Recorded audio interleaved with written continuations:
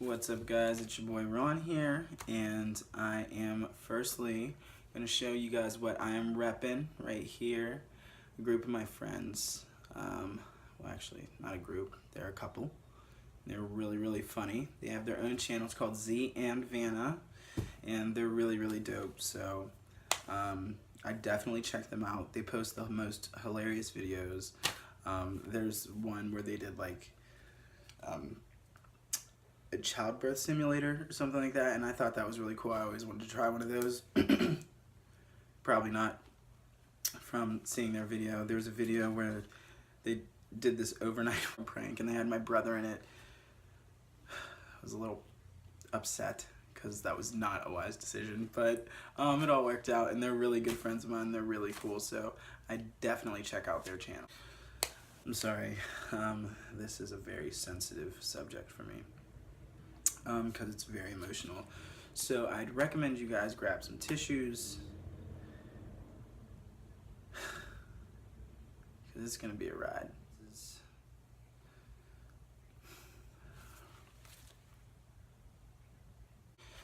This is the story of how I came to discover and how I came out.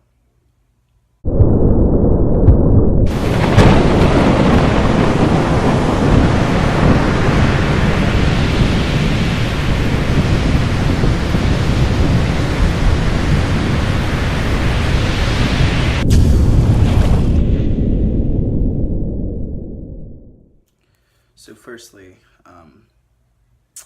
I was raised very religiously. My father is an ordained minister, which clearly made that, like, the struggle, like, that much more real. Like, it was a lot. But it's really cool because my dad actually called me a few months ago, and my dad and our relationship has like matured, and it's really dope. It's definitely really important to have the support of a parent. I remember when I first wanted to come out, actually I never really wanted to come out. I never, believe it or not, I didn't even know I was gay until the day that I came out. Came out on my 18th birthday, but I would battle with like my feelings for guys like all the time. When I was young, I was like 13, and like my guy friends would like, but when they would get girlfriends, I would like go in my room and like cry. I wasn't ever like a softie. I like did martial arts. I played sports. I played football like my whole life until high school. Like, I didn't want to play sports in high school because I didn't want to have to go in the locker room with the guys.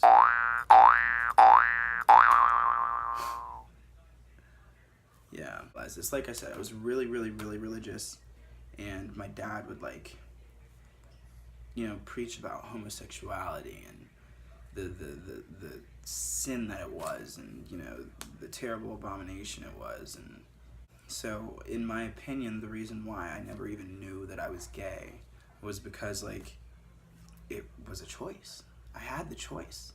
People who are gay, their minds were reprobated. They lost the contact with God. They hated God. They just chose to do that. That's literally like very strictly like how I was raised. So I tried to be straight. I dated girls. I'd kiss them, except for the first time I made out with a girl. Yeah, I remember that. But the first time when my friend was like, "Hey Ron, how was it?"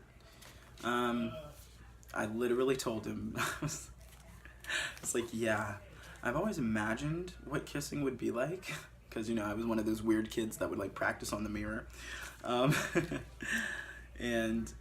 I was like, I imagine what kissing was like, but pretty sure it's not supposed to be like that. Yeah, the girl, she like we were at a party. We were young. We were drinking, clearly. And this girl, she like, firstly, she like shoved her like tongue like in my mouth, like shoved it in there. And then like, have you ever watched like Seinfeld? And they had like the Elaine like talking about how you kiss and like they did the tongue thing. No, this girl literally did like the tornado. Like, and then at the same time she was like sucking, and it felt like a Dementor was like sucking in, like my mouth was literally like it was crazy. My lips were probably Kylie Jenner plumped, because she was sucking so hard. Oh my goodness. After that, God.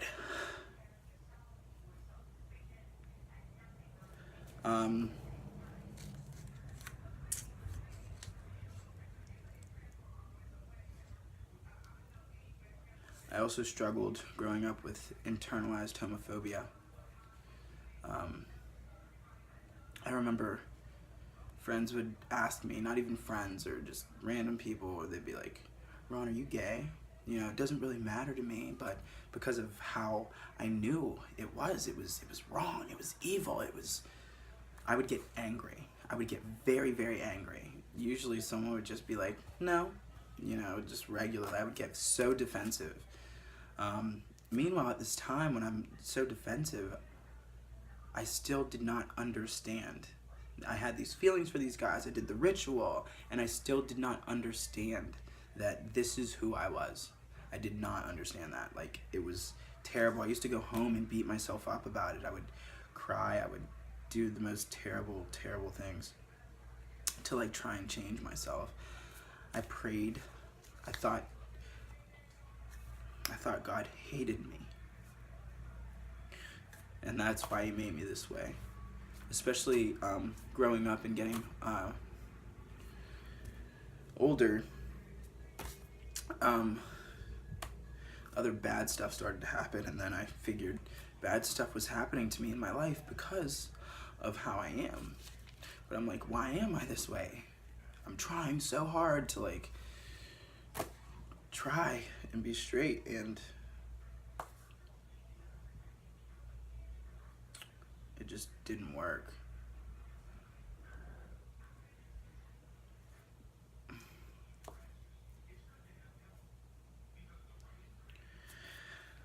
But yeah, no, I struggled with that. I'd get very defensive. I'd be like, no, I'm not gay.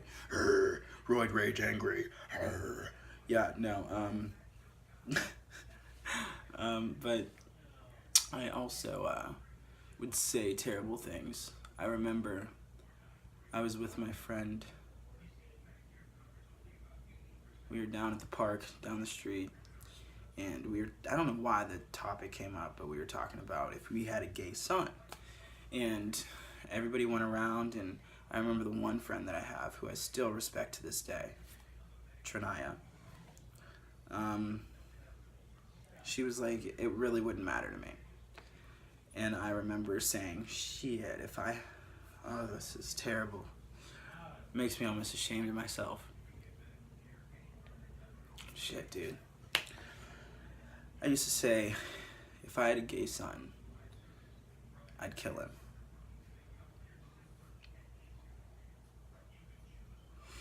I think I used to say that because I literally feared that, like,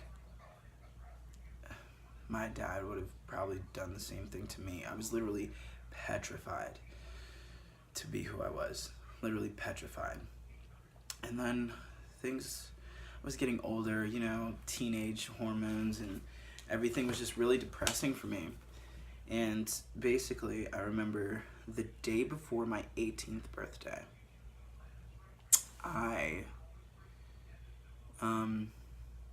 my friend took me out to a party, or not to a party, like a concert. It was like a Christian rock group concert thing out in Ohio. And it was really cool. I got to spend there, and then, like, you know, we were there till like 11 o'clock at night. And meanwhile, at midnight, it's my birthday. So she's like, all right, Ronnie, I have a lot of nicknames.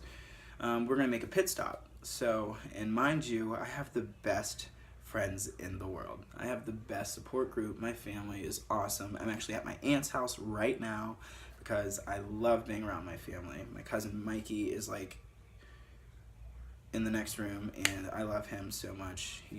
He's awesome, and whatever.